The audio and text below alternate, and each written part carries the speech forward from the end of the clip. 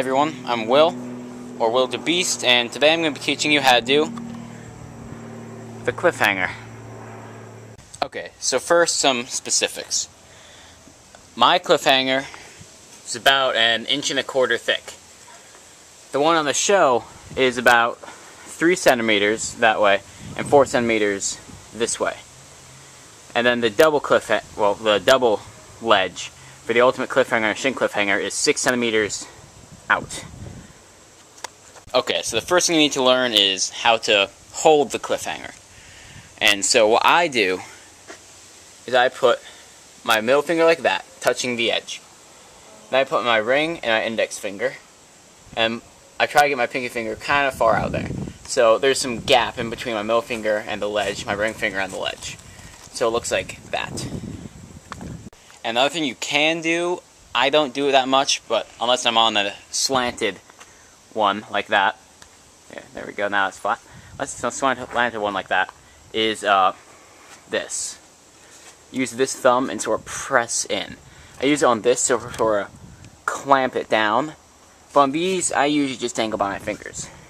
Okay, so now that you know the basics, time to get on to the more difficult stuff. I'm going to be teaching you how to go up on a cliffhanger, down on the cliffhanger, how to get your endurance up, and how to use the swing motion to get from one block to one further away.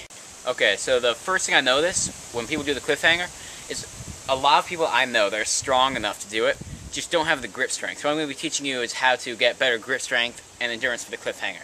And what I find usually helps a lot to increase your endurance is just plain cliffhanger pull-ups, like this.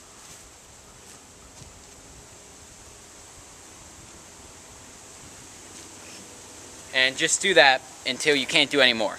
And then, if your trouble is just moving along it, like say a horizontal cliffhanger or even one like this, what I find to be very helpful is to do a pull-up and then move a little bit and then do another pull-up. So if you're going horizontal,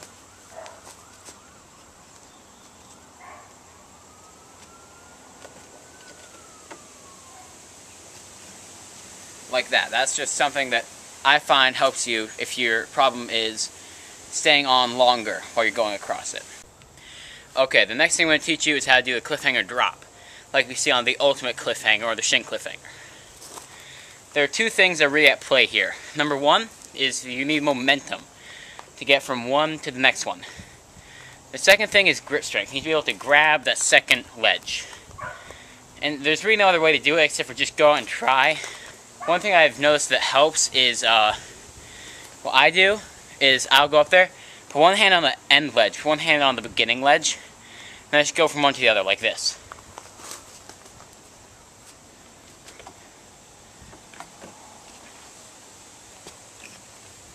I mean, something like that, that's easy enough. And it gets you, not necessarily the motion down, but definitely gets you the grip strength to grab it, which is definitely what you need. Now, like I said, the second part of this is the momentum to get from point A to point B on the cliffhanger. So, what I'll be demonstrating here is really how much momentum you need. You don't need all too much momentum if you're going downward. So, like this.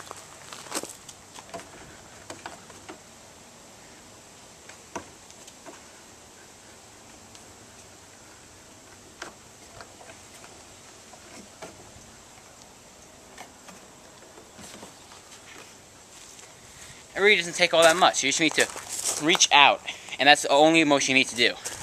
So you can just hold yourself up for about a second or two with one hand. You just reach out for the other one and bring them both together. Easy as that.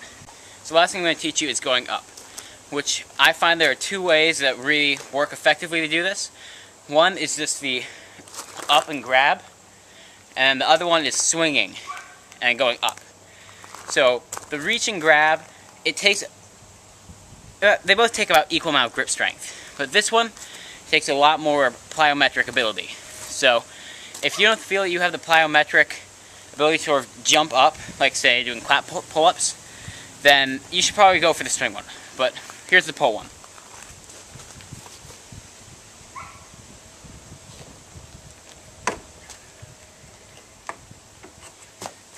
So that's how you just pull up. You just grab it, pull as hard as you can upward, and reach out. And now the second way to get up is the swing way, which you need to use your body's momentum to propel yourself forward, backward and then back up, and to get from one ledge to another.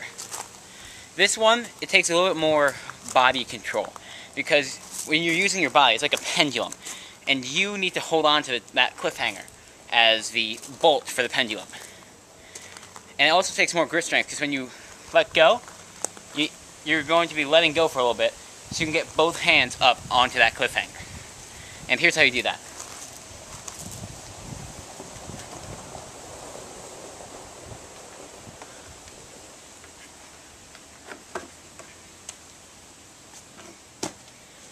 So as you can see, that was a little bit harder.